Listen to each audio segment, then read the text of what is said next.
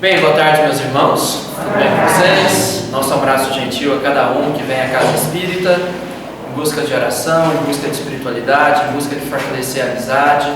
Eu fico muito feliz de retornar a essa Casa Espírita. Eu vi essas paredes serem pintadas, rebocadas, e é sempre bom a gente perceber o quanto a cultura cristã vai se envolvendo na comunidade, trazendo um pouco de paz, de esperança, de valores superiores.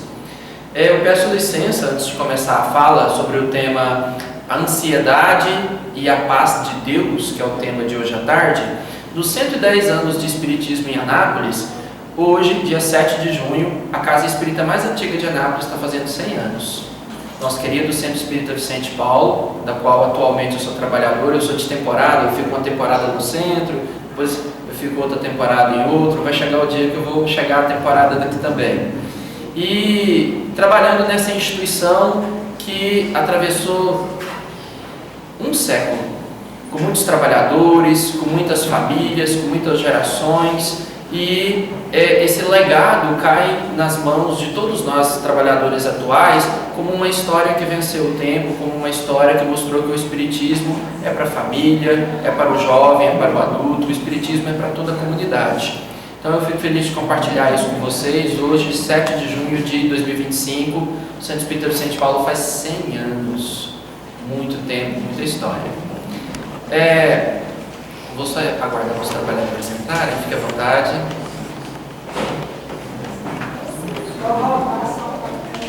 Sem problemas. Prazer rever. Graças a Deus. Hoje nós queremos falar sobre um capítulo de Mateus, capítulo 6, versículo 34, em que Jesus diz: Não tendes ansiedade com o amanhã, pelo amanhã se inquietará consigo mesmo. É interessante que Jesus destaca sobre a ansiedade numa época muito diferente da nossa atual. Eu me lembro que um presidente da República foi visitar a ONU e ele ficou impressionado com o quadro de Cândido Portinari, nosso brasileiro, que pintou um quadro voltado para a paz. Um quadro muito importante lá na ONU. E quando ele retornou à sua terra, da qual ele era presidente da República, ele resolveu solicitar artistas locais que pintassem um quadro sobre a paz, sobre a serenidade, sobre a tranquilidade. E os artistas se movimentaram e muitos quadros saíram. Campinas, que pareciam destaques, retratos, molduras, fotografias do céu, cachoeiras belíssimas, como se você pudesse sentir o murmúrio das águas pela pintura, crianças brincando ao parque, todo tipo de pintura que demonstrasse serenidade. Mas por incrível que pareça, o quadro escolhido pela equipe da gestão da época não foi nenhum desses.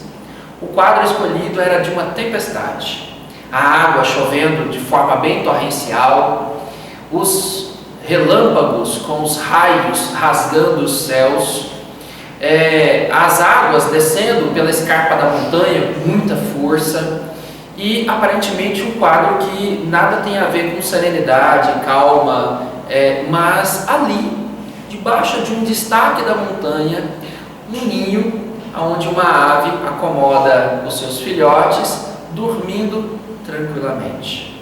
E bem ao pé do quadro está escrito que a tranquilidade não é a ausência de problemas, mas é como você reage a eles, mostrando que o nosso grande desafio é que nós vivemos num mundo barulhento, num mundo agitado, num mundo cheio de divisões e ideologias, num mundo em que há a presença de guerra, que há a presença da dor, que há a presença da violência urbana, que há a presença, inclusive, do tumulto dentro de casa, casais que não conseguem conversar, violência doméstica e uma série de outros cenários que saem do lar para a rua, da rua para as torcidas, nos campos e assim por diante. Como lidar com esse cenário quando nós vemos por todos os lados que você manter a tranquilidade no meio desse cenário envolve uma disciplina, uma consciência muito aberta para a serenidade. O Espírito Emmanuel, lá no livro Encontro Marcado, capítulo Aflição Vazia, olha como Emmanuel destaca a ansiedade. Emmanuel explica assim: no passado e no presente, instrutores do espírito e médicos do corpo combatem a ansiedade como sendo um dos piores corrosivos da alma. O que é uma coisa que corrói? É uma coisa que danifica, e esse dano é irreparável. Pega um corrosivo e joga sobre um metal ou sobre uma madeira. O dano é muito intenso, muito invasivo. A ansiedade causa esse dano invasivo, porque afeta o nosso sistema circulatório, afeta o nosso sistema glandular, afeta o equilíbrio mental através da conexão dos neurônios, afeta a maneira da gente se socializar, conviver, de ler o próprio mundo. Uma pessoa ansiosa lê o mundo com instantaneidade, com velocidade, com rapidez. Emmanuel continua: de nossa parte, é justo colaboremos com eles a benefício próprio. Com eles quem? Com os médicos e com os instrutores da alma, que são as pessoas de boa fé, que ajudam umas às outras, imunizando-nos contra essa nuvem da imaginação. Além do Emmanuel destacar que a ansiedade é um corrosivo da alma, é uma nuvem da imaginação. Quando eu li esse texto, eu me lembrei da minha primeira infância. Eu era uma criança muito difícil, porque eu era extremamente ansioso. Hoje não tanto, mas no passado. E a minha ansiedade não tinha a ver com coisas materiais, tinha a ver com falar. Eu tinha uma necessidade de falar o tempo todo. E sempre que eu acabava causando constrangimento ou tumulto, por eu ser muito agitado, hoje a gente descreve uma criança assim como uma criança que tem transtorno de déficit de atenção. Mas na época tinha outros elementos pedagógicos que você pendurava atrás da porta e que você ficava bonzinho rapidamente. Hoje não tem, a criança toma um remédio, mas esses psicólogos atrás da porta era tira e queda, era pegar, nossa, minha ansiedade curava rapidinho. E o que acontece? Na época, minha mãe tinha outro instrumento. Minha mãe, que sempre está aqui, trabalhou nessa instituição, graças a Deus, Dona Maria Georgina, ela era muito de conversar. E quando ela queria, de alguma maneira, me punir, ela botava eu para dormir. Aí o meu pico de ansiedade ia lá em cima. Às vezes ela falava: você vai ficar caladinho, você não vai falar nada. E eu cruzava os braços para trás, ali com 7, 8 anos, e ficava andando para um lado e para o outro, parecendo um zumbi. E ela falava: mas por que você está andando para lá e para cá? Porque eu quero falar, e a senhora não deixa. E aí eu percebi que a minha ansiedade era algo que estava fora do controle quando eu fui num velório. Eu tinha, eu acho que uns 7, 8 anos de idade. Eu estou vendo todo mundo chorando ali e o senhor deitado em cima de uma mesa, porque era muito comum velar as pessoas dentro de casa do jeito que dava. E aí, enquanto as pessoas estavam conversando, minha mãe foi consolar a esposa viúva, eu fui lá e destravei os braços do morto e comecei a puxar ele, tentar derrubar ele da mesa, porque eu falava para ele: levanta daí, você é preguiçoso demais, tá? Não é hora de alguém dormir esse horário. Então, esse desafio do autodomínio, do autocontrole, principalmente quando envolve emoções, quando envolve a sua interação com o meio ambiente, o ecossistema que você está inserido, é um grande desafio, porque eu vejo muitas crianças que têm ansiedade que descamba para lados diferentes. Algumas, se você deixar, sobe em cima do telhado da escola, porque eu sou professor, a gente tem que ficar controlando, correndo atrás. Outros puxam o ar e o ar não vem e não conseguem respirar. Então, a descrição do Emmanuel da ansiedade como um corrosivo da alma, da ansiedade como uma nuvem da imaginação, é sobre modo interessante, porque descreve bem o quanto a mente fica turbilhonada quando você está no pico de ansiedade, ou a ansiedade é efeito desse tipo de postura mental. À vontade. E quando você fica ansioso e você quer ficar quieto, não quer mexer com o dedo, não quer que ninguém encoste em você? E isso não é um quadro só exclusivo de ansiedade, porque a ansiedade ela tem outros estados mentais parasitas. Você tem ansiedade, mas aí vem a baixa estima, a impotência, ou às vezes vem uma euforia descontrolada, como se você pudesse fazer uma maratona numa facilidade. Mas o isolamento social pode também ser um tempero dentro do elemento da ansiedade. Tipo assim, me ataca muito daqui para cima, a boca, os olhos, dor de cabeça, ansiedade, peito. E e eu quero ficar, não quero mexer nem com o dedo. Eu entendo. Entendeu? Eu não tenho paciência de ninguém mexer comigo, eu quero ficar quieta. Eu entendo. Esse estado emocional pode gerar ansiedade, mas a ansiedade não é gerada só por esse tipo de condição emocional. O gatilho para a ansiedade podem ser variados. Depende do tipo de pessoa, da psicologia, da idade em que a pessoa está. No caso, por exemplo, de uma pessoa senil, quando ela vai perdendo a lembrança, isso causa uma ansiedade, um desconforto tremendo. Porque às vezes você quer lembrar o nome de alguém que está do seu lado, que sempre conviveu com você, você não consegue. Do mesmo modo, uma pessoa que está desempregada e levanta de manhã com aquela ansiedade, porque já está há 1 ano procurando emprego e o emprego não vem, causa uma ansiedade tremenda, porque assiste a esposa, os filhos e uma série de condições. Então, existe uma diferença entre a ansiedade como uma reação emocional, uma reação orgânica às situações que a gente enfrenta, situações de crise, situações de luta, situações de peleja, situações que envolvem a nossa reação, e existe a ansiedade patológica, porque aí é que é o problema. O corpo foi tão sujeito à adrenalina e a outros tipos de situações que a pessoa não consegue se livrar mais daquele estado que virou patológico. Mas hoje eu queria jogar a ansiedade dentro de um contexto que Paulo de Tarso traz, que é a ansiedade como fruto de uma questão espiritual. Como nós somos espiritualistas, o espiritualismo moderno, o espiritismo francês, eu queria comentar um pouco sobre isso.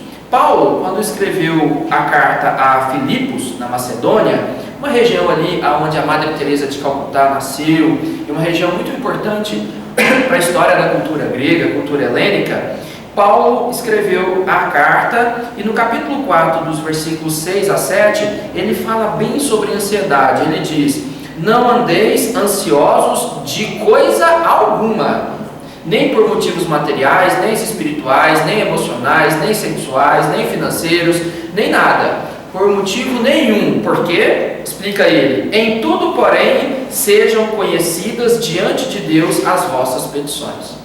Eu estou ansioso por causa de um conflito no lar, que Deus esteja consciencioso do que está acontecendo comigo. E Paulo quer dizer, converse com Deus, coloque nele o fruto do que causa ansiedade em você.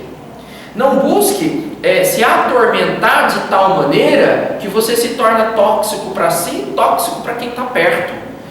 Encontre em Deus a resposta, a resolução, a força moral, o equilíbrio, o ponto de referência, para que você toque o problema ou reaja a ele a partir daí, depois que você conversou com Deus. Continua Paulo: pela oração e pela súplica com ação de graças. Paulo diz que não é orar como uma vítima, é orar como alguém que agradece. Porque se por um lado existem constrangimentos, coações, situações extraordinárias que me prejudicam, por outro lado, a quantidade de graça que Deus derrama sobre mim. Paulo, em uma outra oportunidade, ainda chegou a dizer: aonde abunda o pecado, a graça se derrama. Aonde as nossas limitações estão sempre presentes, a presença da graça de Deus também é muito evidente, por mais que a gente não tenha olhos de ver. Continua Paulo: e a paz de Deus, que excede todo o entendimento, guardará o vosso coração e a vossa mente em Cristo Jesus. Ele diz que é a paz de Deus que nos guardará na promessa de Jesus. A promessa de que Ele iria, mas nos prepararia um lugar. A promessa de que nós teríamos vida eterna, a promessa de que Deus perdoaria os nossos pecados, a promessa de que os mansos herdariam a terra, a promessa de que os misericordiosos seriam bem-aventurados, a promessa de tantas coisas que Jesus prometeu, não apenas para aqueles 5.000 pessoas que o acompanhavam naquele momento, mas para toda a humanidade, fosse judeus, gentios ou de qualquer cultura. Então, eu acho interessante trazer à baila da nossa conversa esse trecho de Paulo, porque Paulo, quando escreveu a Filipos, cidade da Macedônia, ele estava preso. Provavelmente ele estava numa prisão doméstica, uma prisão razoável, numa casa alugada, mas vigiada por soldados, conforme é narrado em Atos, capítulo 28, versículos 30 a 31.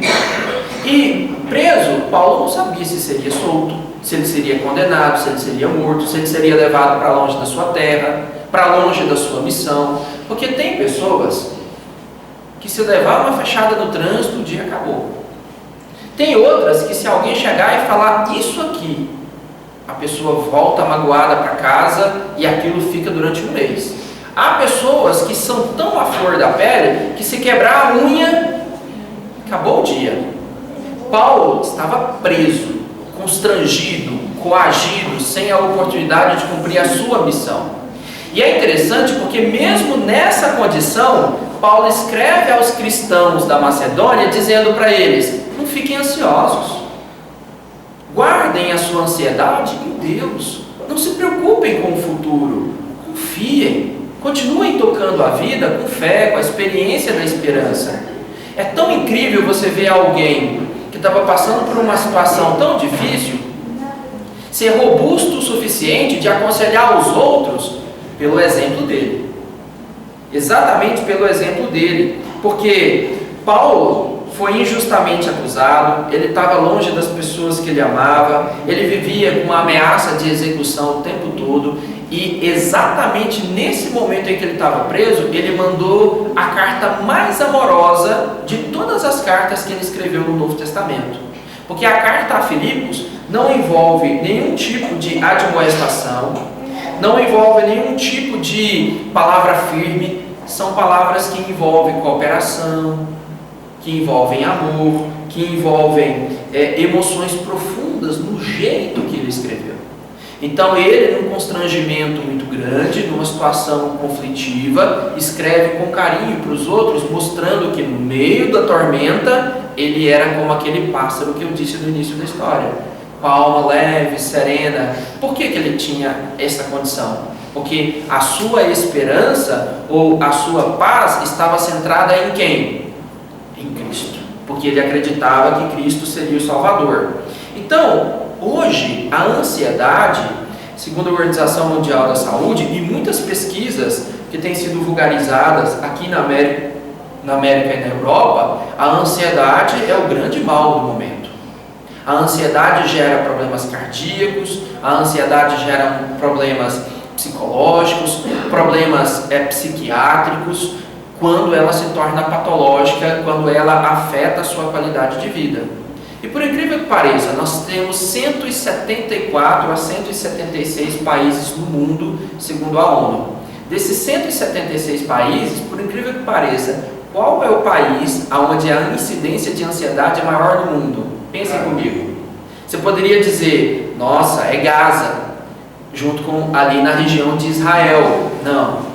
Você poderia dizer, nossa, a Ucrânia está enfrentando um conflito terrível. Você poderia dizer, Ruanda, as guerras étnicas que atravessaram mais de 20 anos, com uma dizimação de etnias, uma eugenia absurda. Ruanda seria um lugar perfeito para ter um pico de ansiedade.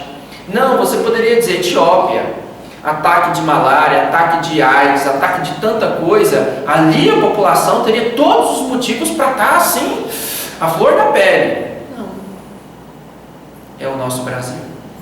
10% dos 213 milhões de pessoas que vivem no Brasil sofrem com ansiedade. O que assusta mais é que não são pessoas adultas. O que assusta mais é que a ansiedade está cada vez mais precoce. Quantos aqui não veem netos que tem que ter o respirador, o oxigênio, algum tipo de elemento adicional, um adereço para ajudar a criança a respirar, porque quando vem o pico de ansiedade ela não consegue ter autocontrole, autodomínio. E o autocontrole, o autodomínio, segundo Paulo de Tarso, na sua crença, é um dos frutos do Espírito Santo. Ele acreditava que você só tem autodomínio porque algo superior te ajudava a se controlar. O que ele chama de Espírito Santo, nós chamamos de bons espíritos. Então, toda vez que você precisa do autodomínio, você tem que recorrer ao alto, pedindo que o alto te fortaleça as bases pessoais. Mas a gente não ensina as nossas crianças a orar. Nossas crianças estão aprendendo tudo com os influencers, tudo com os jogadores de futebol, tudo com as pessoas da mídia, mas não estão ouvindo os pais palavras sobre serenidade, sobre esperança, sobre fé, sobre calma, sobre alívio, sobre compreensão, que são coisas que as crianças precisam ouvir. Muitas vezes eu vejo pais, e desculpe eu usar a expressão aqui tão explicitamente, que chegam na escola e falam: o que esse capeta está fazendo de novo? Você é um tormento na minha vida, não sei por que você nasceu. Falando isso na frente da criança, na frente dos professores, na frente da direção, na frente de tudo.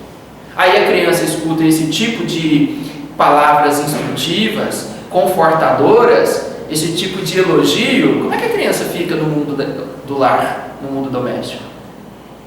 Então você percebe que às vezes os adultos derramam os seus conflitos, derramam as suas aflições, derramam a sua falta de paciência em cima de quem está começando a vida. Aí quem está começando a vida já começa ali agitado.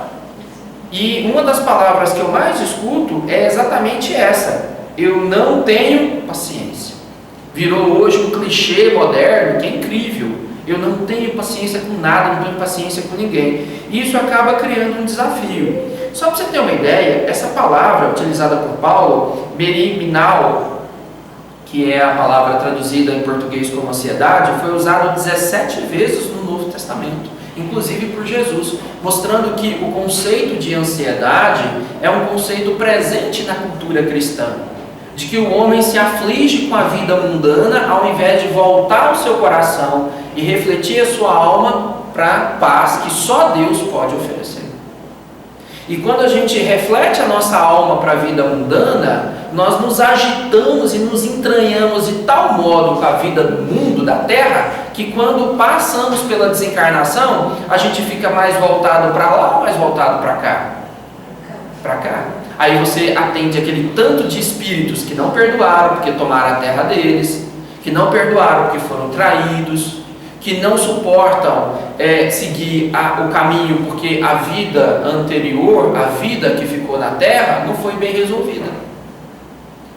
Por isso que eu acho lindo essa reflexão de Paulo. Coloque as suas petições, as suas preocupações na paz de Deus, para que ela conforte o seu coração e a sua mente, porque é uma paz que vai além de todo o entendimento humano. Por mais que você arrume argumentos, por mais que você tenha um palavrório extraordinário para tentar definir a paz de Deus, ela é descomunal. Ela não pode ser representada por palavras. Ela preenche a nossa alma, ela mexe com o nosso coração, ela toca no tecido do nosso ser de tal maneira que a gente se torna imperturbável.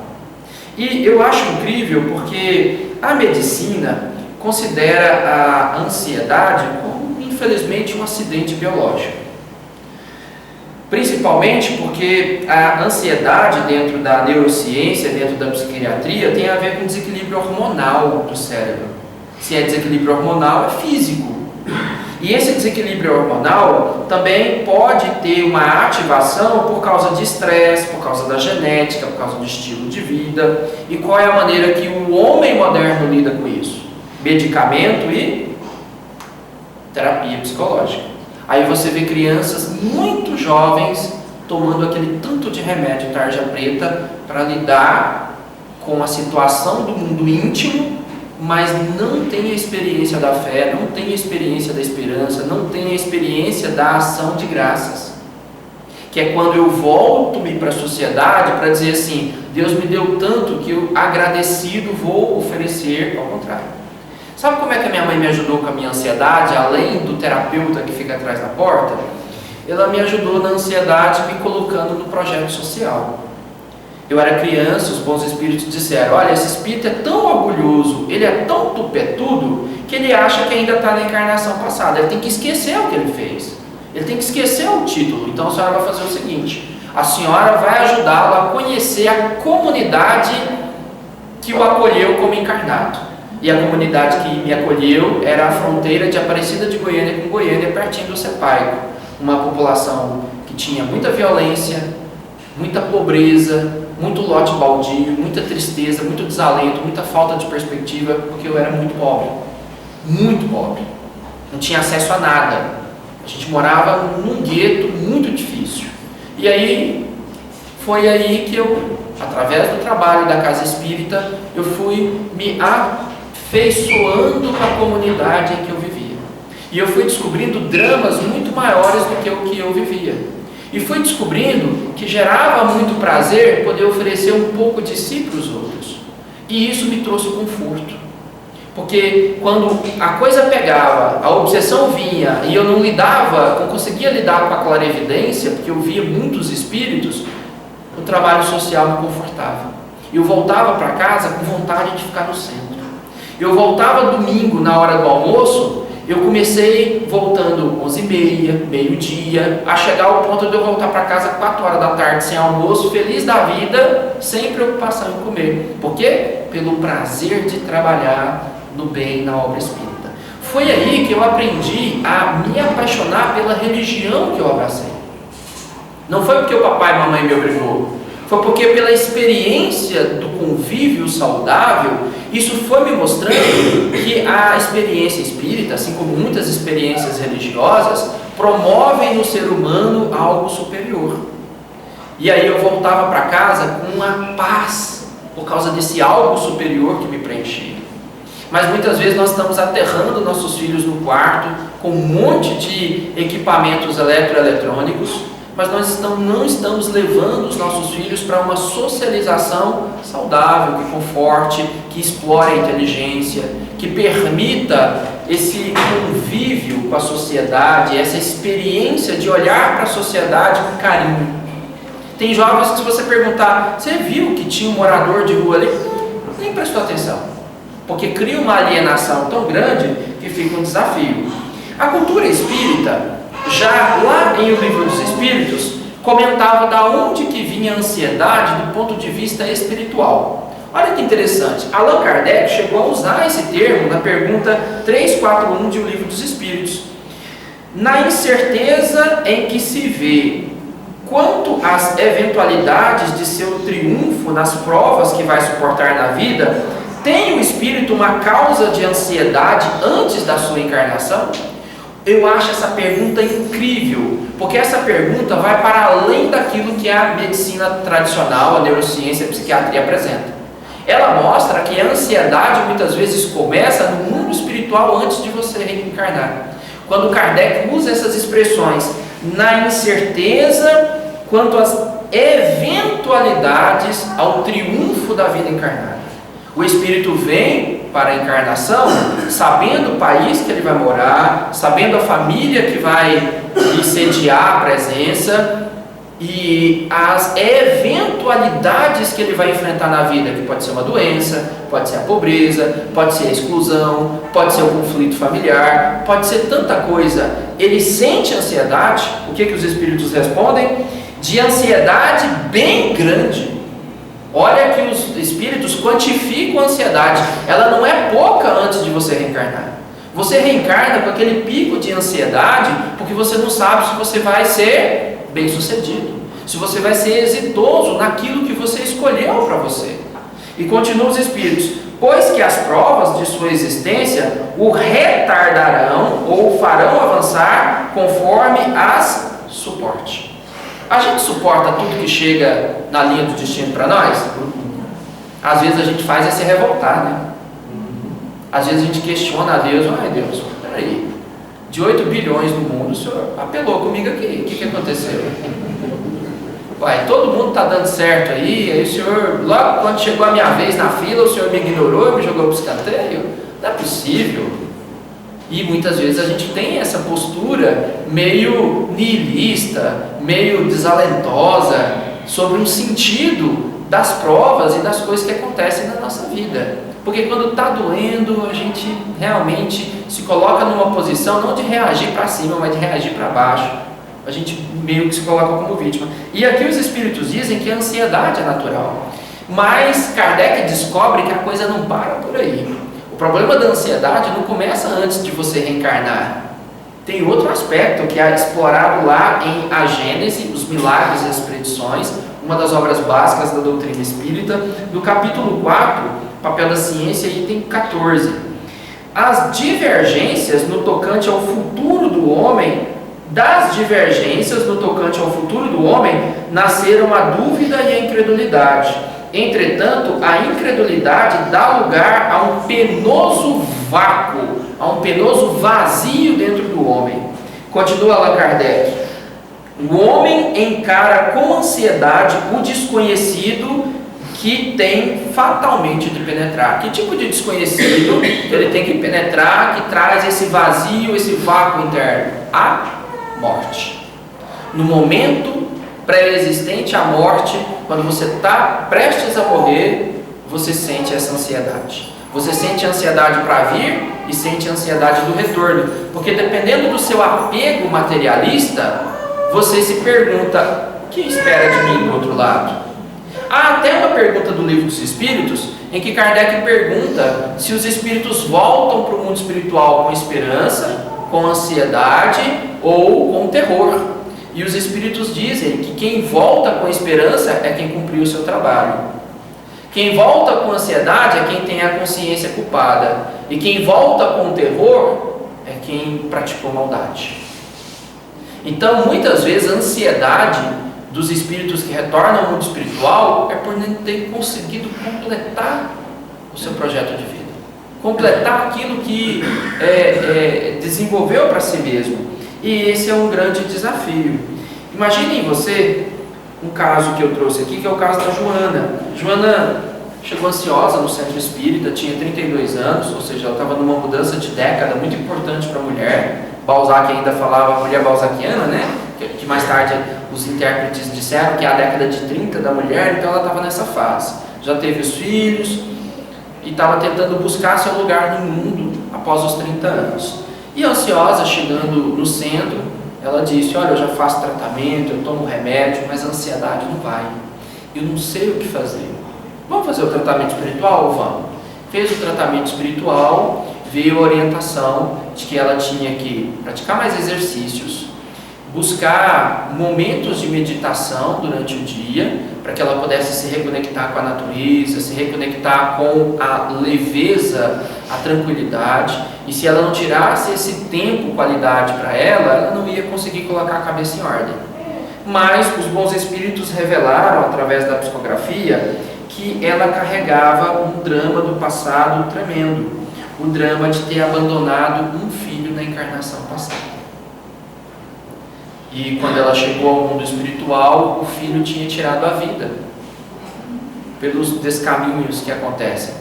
E ela, no mundo espiritual, pedia para ir até onde o filho estava, como espírito, mas ela não podia, porque a ausência dela como mãe ajudou a ampliar a prova do filho.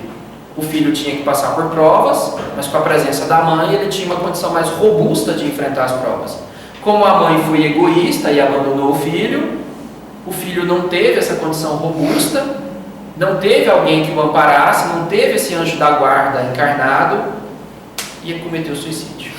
E aí ela voltou para o mundo físico com o filho desencarnado numa situação difícil. E aí ela tinha essa ansiedade espiritual, que é uma coisa que também acontece. Não é só a ansiedade de vir para cá, é a ansiedade por uma vida mal vivida no passado.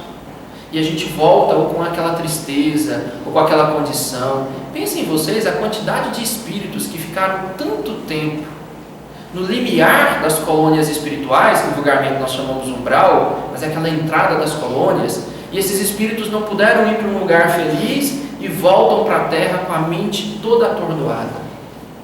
Tamanhos dramas que eles carregam, por não terem perdoado, por terem praticado mal, por terem sido egoístas. Vocês já pensaram a quantidade de escravagistas que voltam com a lembrança do chicote na mão, que voltam com a lembrança do sangue das pessoas negras sujando as suas mãos, tamanha tristeza, e voltam tentando apagar, tentando recomeçar, tentando criar um novo roteiro, uma nova dimensão humana, mas a lembrança ainda está ali presente. É quando os bons espíritos dizem que depois do arrependimento você precisa da fase de retribuição. Você devolve para a sociedade em benefícios aquilo que tirou. E depois dessa fase de reparação, você volta na fase de prova, quando você é colocado dentro do mesmo contexto para ver se você não pratica o mesmo erro. Não é fácil essas situações, porque nós passamos por expiações de muitas desumanidades que cometemos no passado. Mas essas situações não são punições, são experiências para a gente lidar com a falta de autodomínio, lidar com as paixões, lidar com as imperfeições que nós ainda carregamos, que é um grande desafio que nós enfrentamos. Então, nós vemos diante desse cenário muitas coisas. A epístola de Pedro, capítulo 5, versículo 7, e aí eu queria que você me direcionasse com o horário, que estou falando aqui. Essa epístola de Pedro diz assim: lançando sobre ele todas as vossas ansiedades, porque ele tem cuidado de vós. Pedro diz que mesmo que nós não nos olhemos para Deus, Deus tem cuidado de nós. E como ele já tem cuidado de nós, independente da nossa vontade ou do nosso livre-arbítrio, nós devemos aproveitar e lançar sobre ele nossas ansiedades, nossas dúvidas, nossos medos, nossas culpas, os conflitos que carregamos, para que ele possa nos ajudar. E quando lançamos para Deus as nossas preocupações, importunações, é um ato de confiança. Então é aí que nós vemos que o foco do ansioso é o futuro incerto. Será que vai dar certo? E se acontecer isso? E se eu não der conta? Meu Deus, como é que vai ser? Não, mas eu queria resolver logo. O ansioso, ele quer a instantaneidade, ele quer algo para ontem. E se não for para ontem, ele rói as unhas, ele joga o aparelho do celular na parede, ele responde ríspido, ele é descontrolado no trânsito e acontecem muitas reações emocionais que a pessoa tem. E aí você aproxima da pessoa, a pessoa está irritada, você não entende por que a pessoa está tão irritada, porque é a instantaneidade, que é para agora, para urgente. Já o confiante, ele tem uma presença de confiança, porque ele tem esperança de que as coisas vão mudar. As emoções que dominam a pessoa ansiosa é o medo, a tensão, a necessidade de controlar tudo e controlar com urgência para ontem. No caso da pessoa confiante, ela tem aceitação, resignação, ela espera o tempo colocar cada peça no seu lugar. Por outro lado, a linguagem espiritual de quem é ansioso é: e se der errado? O que eu vou fazer? Ela olha pelo lado negativo. Já o outro diz: Senhor, seja feita a tua vontade. Porque o confiante acredita que Deus está no controle. E aí, a lição de Jesus para o desafio da ansiedade é: não andeis ansiosos quanto à vossa vida, olhai os lírios do campo. Jesus foi pedagógico e poético quando ele disse que os lírios do campo, por mais que não tenham livre-arbítrio, por mais que não tenham condições de trabalharem para si mesmo, Deus não os deixa abandonados. Eles têm sua beleza, e não só a beleza, mas eles produzem semente. E isso é incrível, mostrando que a natureza obedece uma ordenação divina. Se a natureza obedece, nós somos parte da natureza, devemos ter uma filosofia, uma perspectiva, uma visão de futuro mais coerente com a crença que sustentamos. Às vezes as pessoas sustentam uma crença, mas a prática de vida é outra. A leitura da vida é outra. A leitura é de urgência, é de velocidade, é de insatisfação, é de não mereço isso. E a convicção deveria transmitir a essa pessoa a certeza de que, dando um passo com fé, dando um passo com inteligência, dando um passo com prudência, as coisas têm alta tendência de dar certo. Observa você como é que é esse ato de esperança, de fé. Às vezes a gente sempre fica olhando que as coisas vão dar errado. Mas imagine uma mãe que leva o seu filho com câncer para fazer uma cirurgia muito grave no hospital. E aí o médico diz: olha, a sua criança tem 2% de chance de sobreviver à cirurgia. Quando a mãe e o pai sentam no banco, eles sentam pensando que vai dar errado? É o oposto. Só tem 2% de chance da criança sobreviver a uma cirurgia invasiva, intervencionista, para extrair o câncer da criança. Mas o pai e a mãe sentam e falam: meu filho vai levantar daquela cama agora, minha. Vou falar para todos vocês. Vocês não acreditam? Mas quando meu filho levantar daquela cama, eu vou dar um abraço e ainda vou ver ele virar jogador de futebol. Não é assim cabeça de mãe? Não é assim cabeça de pai? É exatamente essa condição espiritual que imuniza em relação à ansiedade. quando a gente ama, a gente tem certeza que vai dar certo. O amor nos dá essa convicção, nos dá essa força de que as coisas vão caminhar, porque a gente sente o amor de Deus por nós. Então, eu teria muitas coisas para dizer aqui para vocês, mas existem algumas ferramentas que Paulo nos traz que eu não posso deixar de concluir o tema sem apresentar essas ferramentas.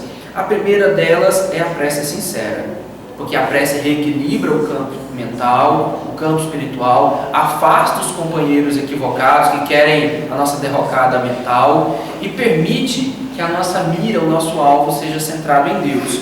Orai sem cessar. Primeira carta aos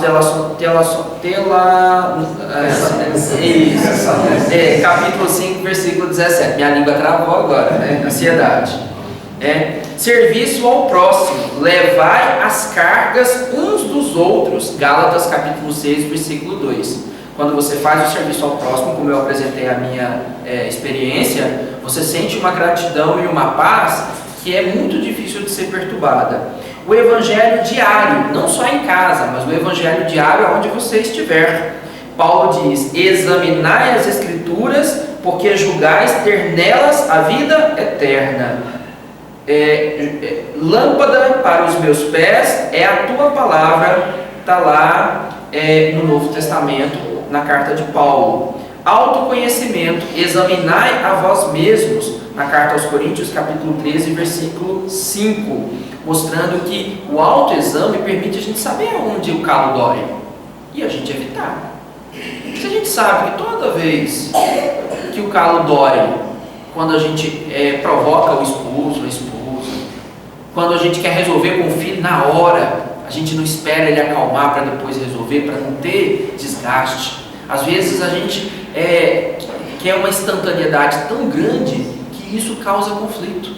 Às vezes a gente tem que deixar a poeira baixar um pouco, um certo tom de tranquilidade para que a gente consiga. Eu me lembro de uma lição interessante. O monge levou o seu discípulo na beirada de um rio para explicar sobre esse lance da serenidade, da meditação. E aí o discípulo queria aprender um pouco sobre a meditação e o que ela provoca. Então o monge foi lá, fez um turbilhão na água e pediu para o discípulo: tenta ver o que tem no fundo do rio. Ele olhou e falou: não vejo nada, eu vejo tudo turvo. E esse é um estado de ansiedade. Ele falou: agora espera e ore para Buda. Ele sentou, orou para Buda, e o que aconteceu com todo aquele resíduo que estava na água? Sentou. Depois que ele terminou a oração ao Buda, o monge disse: agora eu quero que você olhe e veja o que está no fundo do rio. E aí ele olhou e falou: eu vejo as pedras. Então o monge, numa experiência didática muito simplória, quase infantil, mostra para ele que às vezes você precisa deixar a poeira baixar, para que as coisas vão se resolvendo ou por si mesmas, ou que você tenha controle para resolvê-las. Porque às vezes sem o controle para resolvê-las, você não vai chegar muito longe e sem saber o que fazer. Então, há muitas coisas para a gente conversar sobre esse assunto, mas o mais importante é a gente ter a confiança em Deus, conversar com Ele diariamente e não deixar que a ansiedade ensombre a nossa vida diária. Porque se ela começar a ensombrar, quase sempre isso passa a se tornar um efeito cultural sobre quem está perto. É muito importante a gente fazer essa transformação pessoal. Alguns é pela dor, outros é pela experiência da disciplina pessoal. Porque não basta a gente dizer para a mente: deixa de ser ansiosa, a cabeça vai parar de ficar agitada? Não. Quantas vezes os nossos filhos chegam e falam: a minha cabeça fica tão agitada que eu não sei o que fazer. Aí junta a experiência da criança com a experiência dos espíritos que estão ali do lado, ou com uma mediunidade em desalinho, acontece tanta coisa. É por isso que, inclusive no semestre que vem, eu coordeno um curso na nossa instituição mais antiga, o Centro Espírita Vicente Paulo, que é Reuniões Mediúnicas Espíritas. Eu estou querendo substituir esse curso por um curso voltado para a educação mediúnica do jovem, para que o jovem possa ter a oportunidade de entender a sua mediunidade, entender certos contextos em que ele passa, para que ele possa, no mundo lá fora, com a experiência da psicoterapia, com a experiência da meditação, com a experiência do esporte, com a experiência da qualidade de vida, ele cuidar de um setor da sua vida. E dentro do centro espírita, ele ter consciência que há outro setor na sua vida, que é o setor da convivência com os espíritos. E a gente precisa trazer o jovem para o centro espírita, precisa conversar com ele. Então esse é um projeto que eu estou tentando bolar com muito carinho, para ter parcerias e a gente conseguir trazer os pais para que eles se orientem e trazer os jovens para que eles conheçam. Porque não adianta só trazer o jovem e o pai ficar em casa assistindo televisão, futebol, é final do campeonato, não posso ir. É preciso que no centro espírita filhos estejam com os pais estejam com os filhos, para ser uma experiência coletiva, a experiência da fé. A fé começa em casa e no centro ela é reflexo do que se vive em casa. Se não se tem fé em casa, dificilmente os filhos vão ter junto com seus pais no centro, na igreja, na mesquita, na sinagoga, onde quer que esteja. Muito importante esse processo de socialização da fé, para que o jovem se sinta inspirado para uma vida pacífica e para uma vida de paz. Então, muita paz a todos, que Jesus abençoe e na próxima nós estamos juntos. Obrigado, Lucas. Queremos agradecer ao Lucas, né,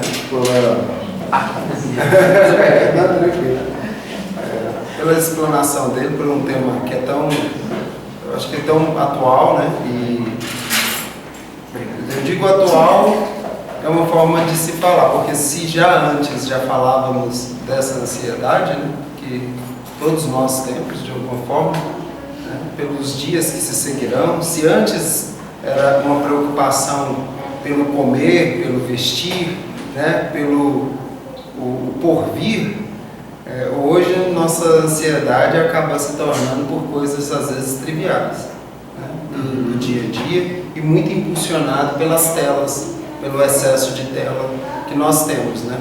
Junto com os dados que o Lucas trouxe, o Brasil é um dos países aos quais nós temos mais acesso ao celular, inclusive as crianças também, os jovens e as crianças. Então isso não para, isso em relação aos Estados Unidos, né? A gente poderia até estar pensando assim, nossa, mas os Estados Unidos, a Europa, com tantos recursos financeiros, pois então, pela cultura nossa, nós estamos acabando deixando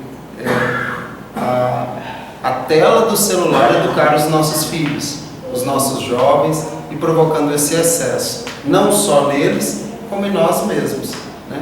Quantas e quantas vezes a gente se pega simplesmente passando tela, né? Passando tela, o que você está fazendo? Não, estou só passando tela. E havendo um turbilhão de informações, gerando padrões inconscientes na nossa mente, e que por vezes estão gerando aí só padrões de ansiedade em relação a coisas que, se a gente parasse um pouquinho, se conectasse com a natureza, se desligasse um pouco, poderíamos, né, nos reequilibrar ao nosso centro e perceber o que verdadeiramente é importante para nós, o que realmente é necessário a minha atenção nesse momento. Queria falar com vocês a respeito da 57ª Semana Espírita, né? Então, ela vai ocorrer dia 30 de junho até dia 5 de junho, vai ser no centro do INSEB, né? Centro Espírita Eurípides Barçanufo. Exatamente, lá no INSEB, né? Porque o que ocorre? O INSEB é a instituição, é a instituição voltada para a área da saúde, e o Centro Espírita Eurípides Barçanufo fica dentro do INSEB, né? Então por isso aqui gera às vezes essa confusão na hora que está aqui no cartaz, está Centro Espírita, né, CEB, Centro Espírita Eurípides Barçanufo, mas é porque ele fica ali na rua de trás, né, da Universitária, na Rua Palestina, se não me falha, na Rua Palestina. A entrada será lá. Então, todos eles terão harmonização. Eu, como responsável pela parte de artes, junto com a minha esposa, nós já conversamos com todos os harmonizadores que se disponibilizaram, né? Eu falo tanto da cidade quanto de outras cidades que compõem a 22ª região. Nós estamos já organizando, então, todas elas terão harmonização. Aqueles que quiserem confraternizar terão oportunidade de estar lá fora antes do evento. Terá venda de livros, terá venda de alguns objetos ali que vão auxiliar o movimento espírita. Então, é um momento de confraternização que nós nos encontramos e podemos refletir sobre vários eventos. Em especial para a juventude, será dia 3, eu digo assim, um tema voltado para a juventude, no dia 3/7, quinta-feira, é o podcast, a promessa de Jesus, qual o papel do Consolador, né? Em consolar. Amanda Letícia e Gabriela Vasconcelos, né? Terá um podcast de uma forma mais leve, descontraída, e vai haver também uma harmonização com o grupo jovem, né, da mocidade, e que ele vai ter um evento bem interessante. Então, assim, eu estou dando algumas pinceladas ao longo das semanas, nós vamos estar falando, né, que antecede. Mas, no primeiro momento, é isso. Mais uma vez, gostaríamos de agradecer a paciência de todos e que possamos fechar os nossos olhos nesse momento, serenando os nossos corações e agradecendo pela oportunidade deste intercâmbio, a oportunidade de refletirmos acerca do Evangelho, das instruções, que possamos encontrar essa paz interior, a confiança de que Deus, de Jesus Cristo, de que a espiritualidade amiga nos orienta e nos direciona. Muito obrigado. Esteja conosco e direcione todas as atividades desta tarde. Que assim seja.